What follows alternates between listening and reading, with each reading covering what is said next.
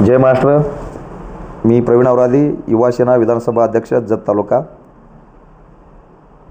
शिवसेना मुख्य नेते एकनाथ शिंदेसाहेब, महाराष्ट्र राज्याचे उपमुख्यमंत्री खासदार श्रीकांत शिंदेसाहेब, तसेच आमचे जिल्हा प्रमुख संजय बापू विभूते, जिल्हा प्रमुख आनंद बापू पवार, आमचे सांगली जिल्ह्याचे खानापूर आटपाडी विधानसभेचे आमदार सुहासबाई बाबर, तसेच युवा सेनेचे जिल्हा प्रमुख मिलिंद कदम साहेब, आमचे तालुका प्रमुख अंकुश होवाळे, उपजिल्हा प्रमुख तमासो कुलाळ आणि आमचे सहकारी शशिकांत पाटील, गोंधळवाडीचे माजी chairman society chairman Birappa Murge, Ramesh Biradar, Ravi Kulkarni, Santosh Kumbhar यांच्या माध्यमातून आणि नवीन नियुक्त आमचे विधानसभा अध्यक्ष जत तालुका महादेव हिंगमिरे यांच्या माध्यमातून आम्ही एक पदाधिकारी म्हणून आणि पक्षाने सोपवलेलं काम म्हणून होऊ घातलेल्या नगर परिषद असू दे, जिल्हा परिषद, पंचायत समिती या माध्यमातून आम्ही निवडणुकीला पक्षाच्या आदेशानुसार सामोरे जात आहोत।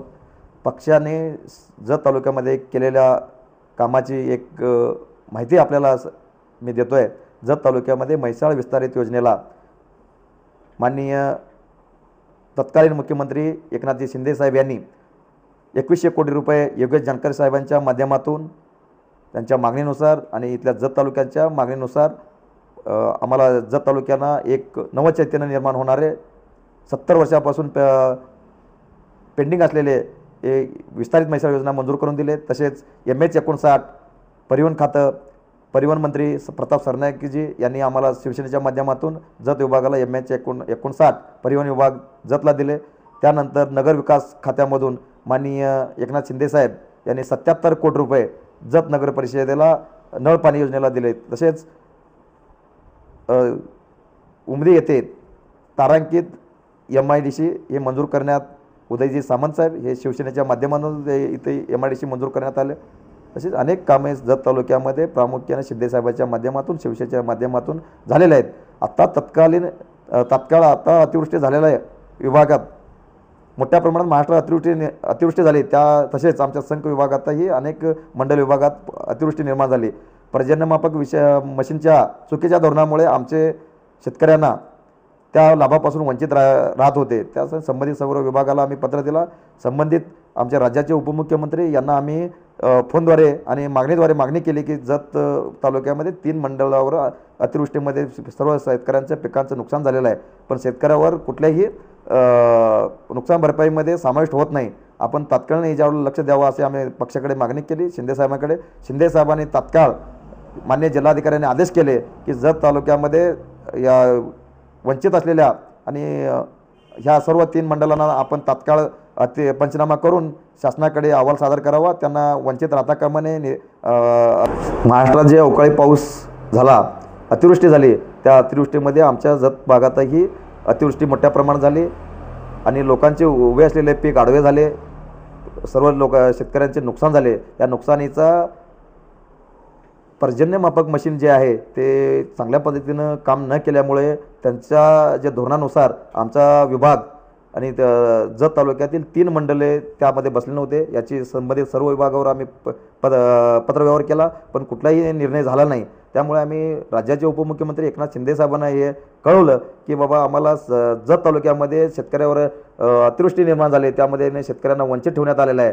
आणि कुठलाही त्यांचा पंचनामा होत नाही, त्यांना शासनाच्या भरपाईपासून वंचित राहणार आहेत। त्यामुळे लगेचच त्यांनी जिल्हाधिकाऱ्यांना आदेश केला, प्रांताधिकाऱ्यांना आदेश केला आणि आपल्या जत तालुक्यातील 3 मंडल शिंदेसाहेबांच्या माध्यमातून सर्व शेतकऱ्यांना पंचनामा करून त्यांना आता शासनाचे भरपाई जमा होत आहेत, मिळत आहेत। सगळ्यांना 90% भरपाई मिळालेली आहे सर्व शेतकऱ्यांना, उर्वरित 10% लोकांना मिळत आहे। तसेच संघमध्ये आम्ही ग्रामीण नुकसानीची मागणी केली होती। अनेक सुविधा आमच्या संघमध्ये ग्रामीण प्राथमिक आरोग्य केंद्रामध्ये कमी होती, त्या सर्व मागण्या आता 8 मागण्या आम्ही केली होती, त्यामध्ये 4 मागण्या पूर्ण झालेल्या आहेत। त्याची शुभारंभ आम्ही काही दिवसात आता करणार आहोत। तसेच पाणी पुरवठा मंत्री गुलाबराव पाटील साहेब यांच्या माध्यमातून आम्ही संघमध्ये एक जलशुद्धीकरण केंद्राची मागणी केली होती, ते पण सुद्धा आपल्याला मागणी मान्य झालेली आहे, अंतिम मंजुरीसुद्धा मिळाली आहे। त्याची 15 कोटीची शासनाची योजना आहे, ते आम्हाला संघसाठी मिळालेली आहे।